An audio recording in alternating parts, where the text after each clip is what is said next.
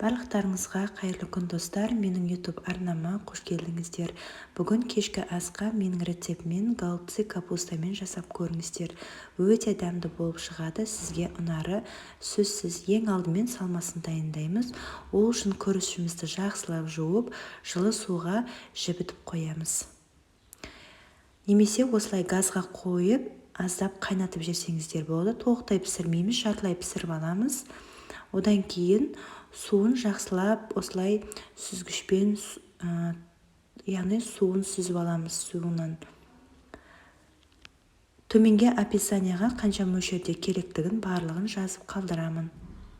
Енді достар, қуырылған бір пиязымызды жақсылап осылай қызыл болғанша қуырып аламыз да, оның үстіне тартылған ет, яғни фаршымызды қосып саламыз. Одан соң дәміне қарай бұрыш, қара бұрыш, қызыл бұрыш, тұз қосамыз. Барлығын жақсылап араластырамыз. Сәбізді теркадан өткізіп қоссаңыздар да болады. Мінекей салмасы дайын болды. Енді қырыққабаттың басындағы осындай қатты жерін ең алдымен алып аламыз. Одан соң газға қайнап тұрған суға салып аламыз. Келесі бетіне аударамыз 5 минуттан кейін.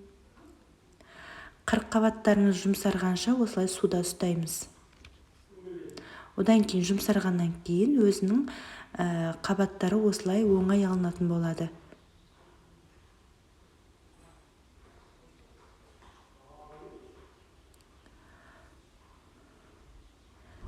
Мінекей достар, одан соң ортасына келген соң тағы да осылай ыстық суға салбасаңыздар, қалған бөліктері де оңай алынатын болады. Ал енді достар, осы қырыққабаттарымызды орайтын боламыз. Ол үшін алдымен осында қатты жерлерін кесіп алып тастаймыз.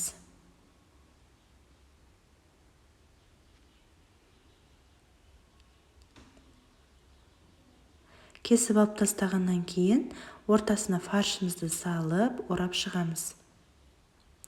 Дәл видеодағыдай жасап шығамыз. Өте дәмді кешкі ас, отбасыңызға міндетті түрде жасап көріңіздер. Ұнары сөзсіз. Мінекей голубцаларымыз дайын болды. Енді подлив жасаймыз. Ол үшін табамызға қызып тұрған майымызға бір пиязымызды жіңішке 4 бұрыш етіп турап қуырамыз.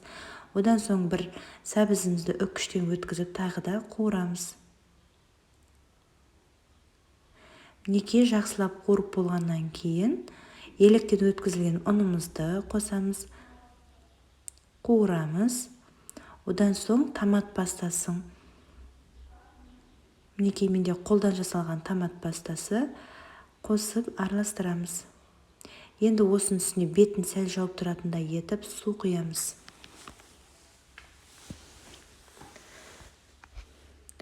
Су құйып болғаннан кейін достар, бетіне бұрыш, тұз, дәміне қарай қосамыз. Одан соң голубцаларымызды осылай орналастырып шығамыз.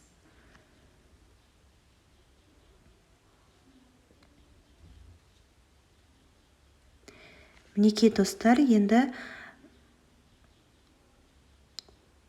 подливтің мен жарты бөлігін осылай пиалаға құйып алдым да, бетіне қалған осы жартысын қосып, үстіне аздап қайнаған суымызды құйып, астын жай қойып, бетін жауып қоямыз. Голубцаларыңыз піскенше бұқтырып аламыз. Мінекей тағамыз дайын болды. Видео ұнаса лайк басып қоюды ұмытпаңыздар. Барлықтарыңызға ас болсын.